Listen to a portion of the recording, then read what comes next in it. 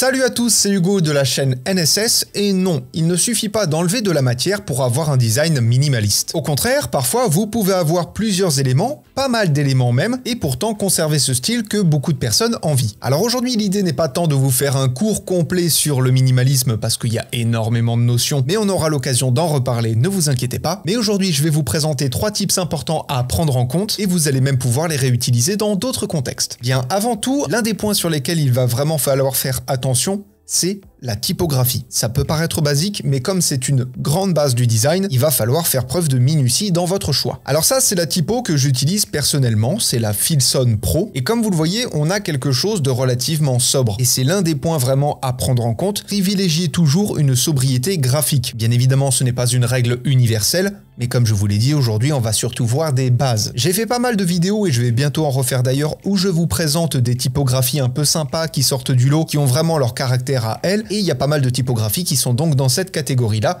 la catégorie sobre. Alors la police d'écriture peut autant être épaisse que fine, ça pour le coup ça va vraiment s'adapter en fonction de votre design, mais gardez ce concept de sobriété. Et d'ailleurs la plupart du temps, quand vous allez faire des designs minimalistes, vous allez plutôt marquer en majuscule et non en minuscule. En général, ça supprime de la complexité justement, et quand vous avez du minuscule et en plus une grosse police d'écriture, personnellement, je trouve ça relativement moche. Et bien évidemment, après, tout dépend du contexte. La deuxième chose qui va être intéressante, c'est de ne pas hésiter à jouer avec les designs. Un texte horizontal, c'est bien, c'est classique, c'est une valeur sûre, ça marche bien, c'est le cas le plus populaire. Mais pourquoi ne pas essayer d'autres choses ?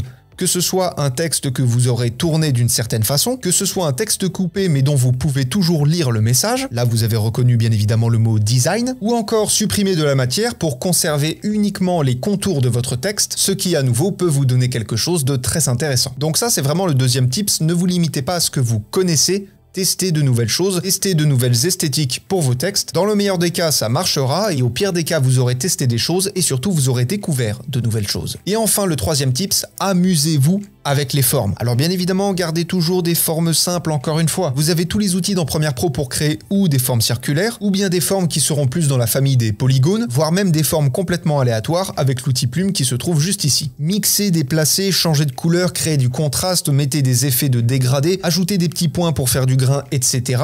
Il y a plein d'effets dont j'ai déjà parlé sur la chaîne en termes graphiques qui peuvent vous servir également pour des designs minimalistes. Ça va vraiment être un point qui va différencier les amateurs des professionnels, c'est la bonne gestion du design. Pas que minimaliste, bien évidemment, la bonne gestion du design de manière générale. La plupart du temps, quand vous regardez les vidéos, les moments où j'ajoute des petits jingles pour X raisons, je prends toujours le temps de le travailler, je prends le temps surtout de respecter ma charte graphique. Ça, c'est également un point dont on reparlera. Mais la connaissance et le respect de ces règles esthétiques et surtout, encore une fois, d'aller chercher de nouvelles choses, c'est vraiment ce qui va pouvoir vous faire progresser et passer dans la cour des grands. Bref, voilà, c'est tout pour cette vidéo. Comme je vous l'ai dit, on a abordé 3 petits tips, relativement simples, c'est dans le domaine des bases. Encore une fois, on aura l'occasion d'en reparler. Et d'ici là, apprenez, utilisez et progressez dans vos montages. Je vous fais des bisous et à plus.